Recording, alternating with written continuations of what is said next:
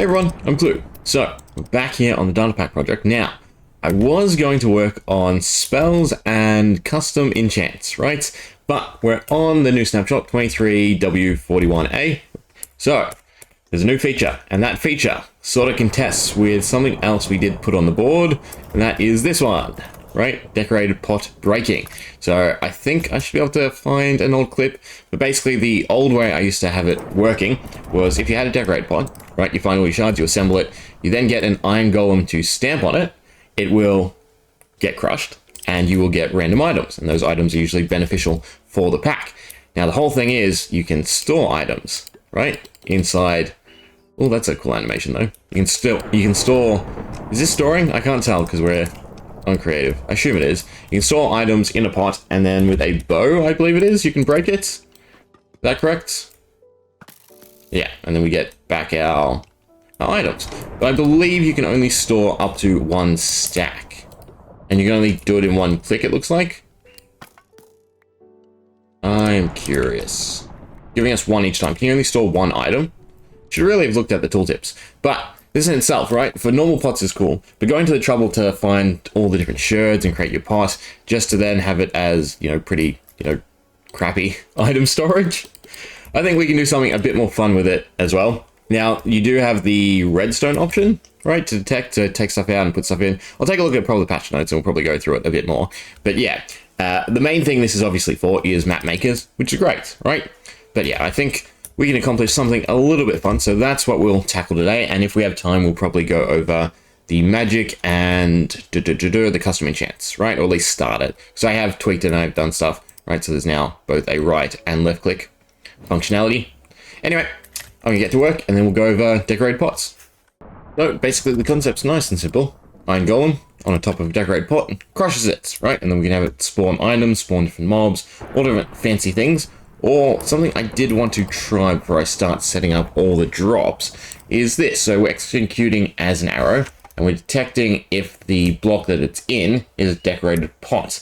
Now, the reason why I don't think this will work is because usually the collision boxes that Mojang has set up for different events, right, triggers a lot greater than what you can detect with a command box. So for instance, snowballs, you have to go quite far out to actually trigger effects if you want, snowballs to do custom things. We'll set it to always active, unconditional, and repeat, right? So let's see, yeah, no, nothing. And there's no great way for me to set the distance greater, right? I'd have to check all around.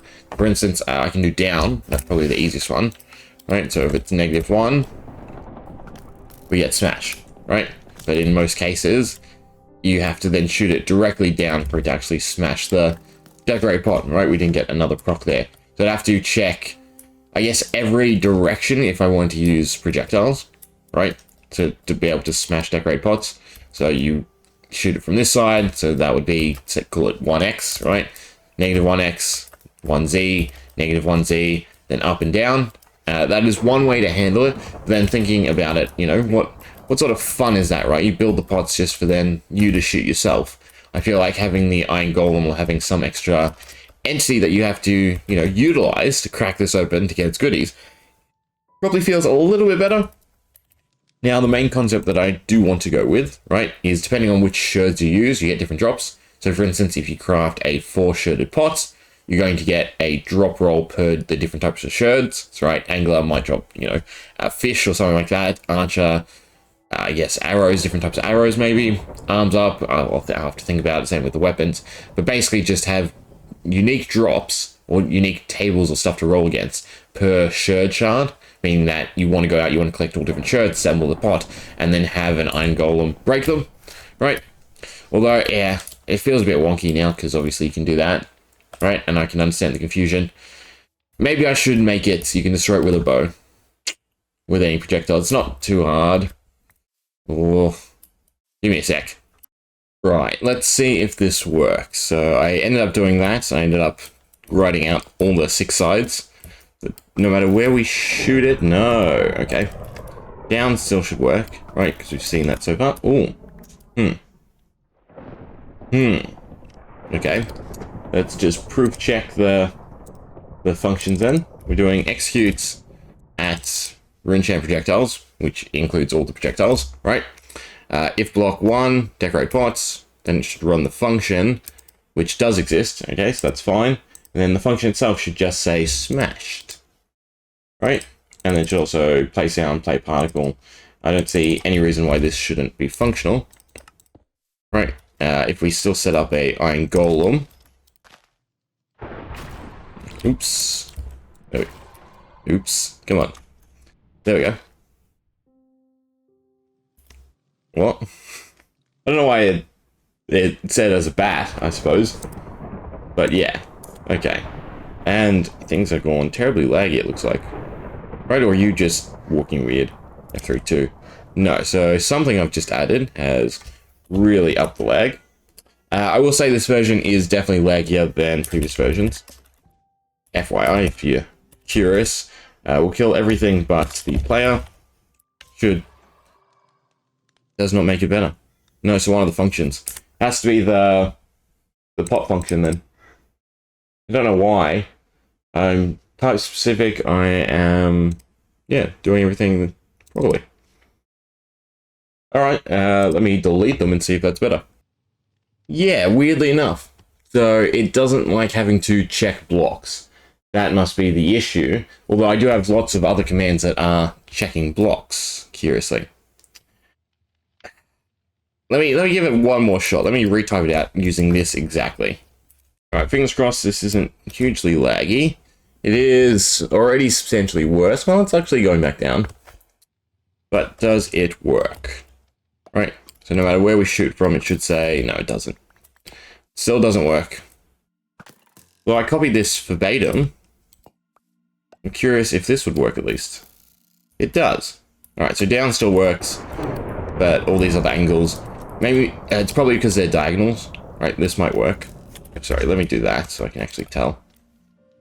Oh, I guess there's still an arrow on the ground. If block, decorate pot. Yeah, I'm only looking for a decorated pot. That didn't help either. I must have spawned it on the arrow. Right, yeah. It should say smashed. No. Right, so I'm gonna stick with the iron golem approach, right? So you can break it normally, but if you want it the goodies, you have to get something heavy to stand on it. Is the in-law reason, right, that we're gonna go with. Right, so the lag's fine. So, I mean, it should work, right? So pots, block, iron golem. Yeah, it says smashed, you get the little clink sound. The particles aren't too great though, right? What is the exact command I'm using for the particles? Let's copy it over and just take a look at it. I'm using this.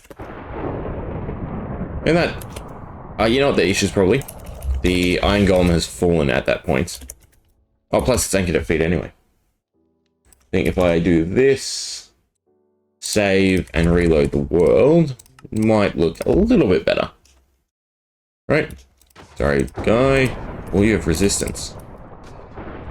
Makes you pretty tanky against strength.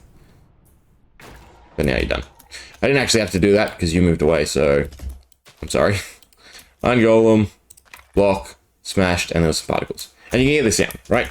So next thing to implement is the drops. Obviously, a normal decorated pot is not going to drop anything, so you can't just farm decorated pots. You have to actually dig up the sherds, and then the sherds will net you cool rewards. And actually using their new function, I can detect if the player places an item inside decorate pot.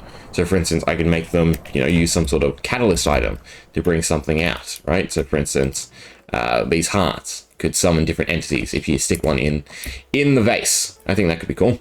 Anyway, let's get to work and then show the function off, because it should be nice and short to actually set up. Boy oh boy, is this not gone exactly as I want. Oh, also, don't mind the gear. I'm toying around with a few ideas, right? So we'll go over what comes out of a pot, the main thing, at least, and then we'll take a look at why I'm wearing this, right? Because that is one of the ideas. In fact, we'll just toss that out, because I want to do this.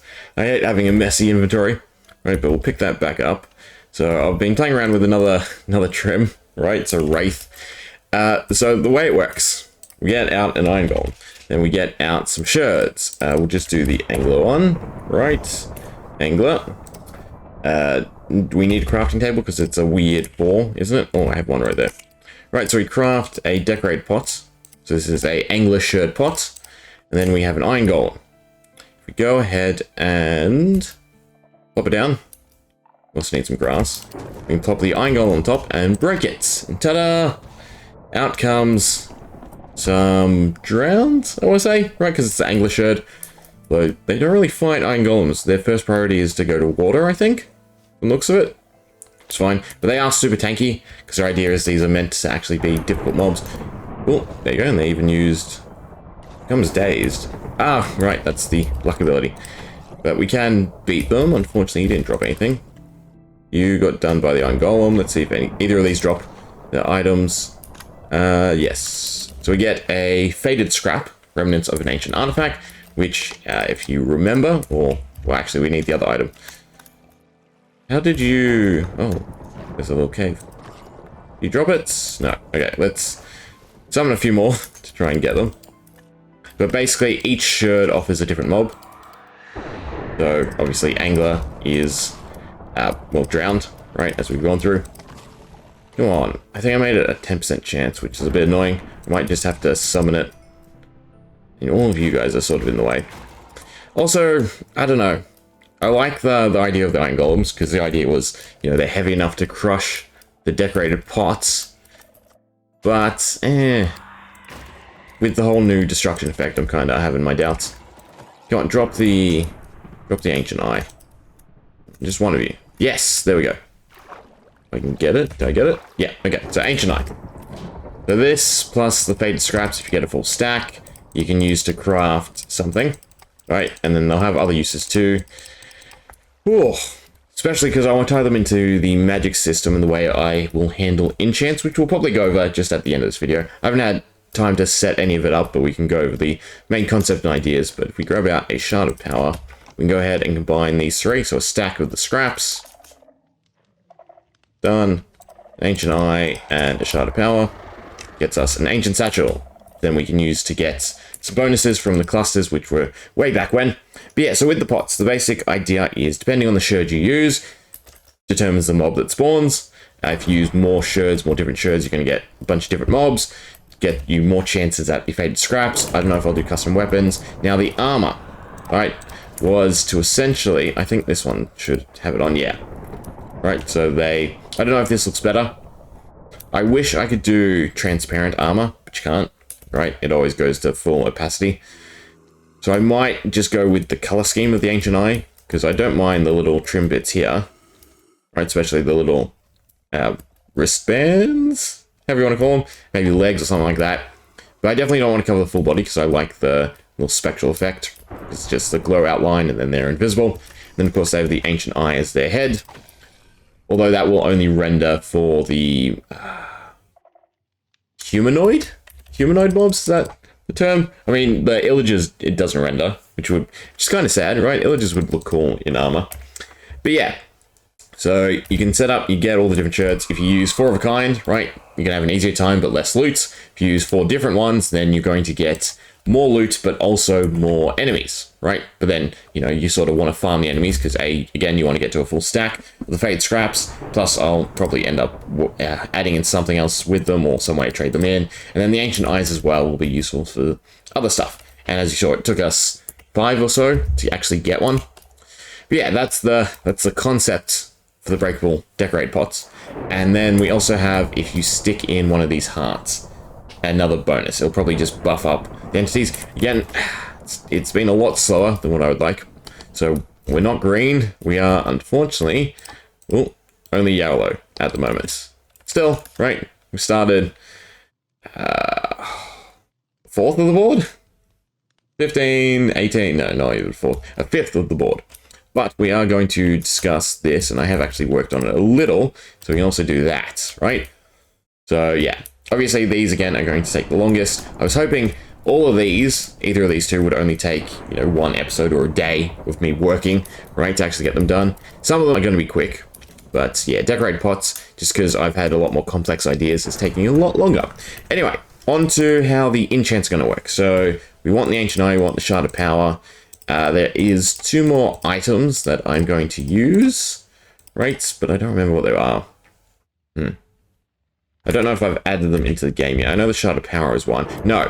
The other two items are a boss soul, and then a very, very special item, which will sort of be the end game, if you will. And each of these will unlock a slot on something to enchant, basically. So the way it will work, we'll use proper tool, right? So we'll get out a netherite sword. Now I will have to do this via commands, because I haven't done any of the functions yet.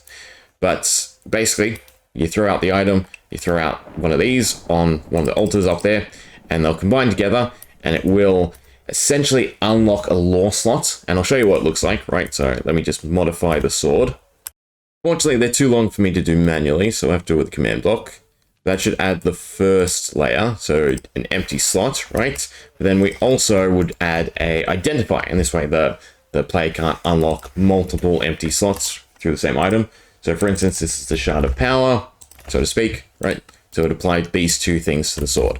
It now has an empty slot, which we can use to enchant it, and then it says empowered by the Shard of Power. So eventually you'll have 4 unlocks, again, the Ancient Eye, the Shard of Power, and then a boss soul, any boss soul, so there'll be 16 bosses, and then also a endgame item. So you can get 4 special unlocks for 4 custom enchants. Same will go with spell tomes, right? There'll be 4 additive spell, what do you want to call them? Effects, multipliers, right? That you can add to these books so that you can customize your spells further. And again, same unlock method, and you can only use each item once, right? And the way, logically, this works, because it is a cool gimmick. The empty slot is always stuck in the first slot of the lore, so it's always at 0. So we check it, then we replace it with something, but when we replace it, we stick it on the end, right? In fact, it's going to get a little annoying because I want to insert it between the two, right? Well, actually, I don't mind the enchants being below the empowered. It just will look a little bit funny if you empower, enchant, then empower, enchant, right? Because then they'll get layered. Right, because I can control where the empty slots go, and I can control deleting the empty slots as long as they're at the top. That means that everything else that gets added to it in terms of lore has to go at the bottom. So it'll probably go empowered, blah, blah, blah, empowered, blah, blah, blah. Which is fine, right? I mean, I can probably figure it out. Just always have them go to X slots, or I guess test how many lore slots it has, and then always stick it in the middle, right? Divided by 2 or something. Right? There'll be ways around it. But yeah, so that way we can sort of have them highly customizable, right? Although I probably won't, I'll make a way to remove them completely, but not to undo enchantments or something like that. So eventually the layers will be the spell books, and then the custom enchants, and then same with the swords. We'll have the affinity trims, so to speak, and then also for up to 4 custom enchants you can apply to it. Right, so hopefully next time around we can finish both of them. Because as long as I get the groundwork done, it's just coming up with effects and cool ideas, right? Which shouldn't take too long. But we will leave it there for today. This armor set is probably going to get washed away, right? Because, I mean, the chest looks alright. I don't like the white. The white looks way too bulky and clunky. Yeah. I don't know. I'd like to equip them in armor to make them look a bit more scary, but then again, it's only going to matter for like 10 mobs. So just the eye is kind of cool in itself, but then also that will also only render for 10 mobs, right? Because it won't render for... Or we can try it for wolves or husks or anything like that, or anything else I pick. What would be one? Hoglin, right? It wouldn't render on a Hoglin. They'll just look, yeah, spectral. Which I don't mind the spectral. Anyway, hope you enjoyed. See ya.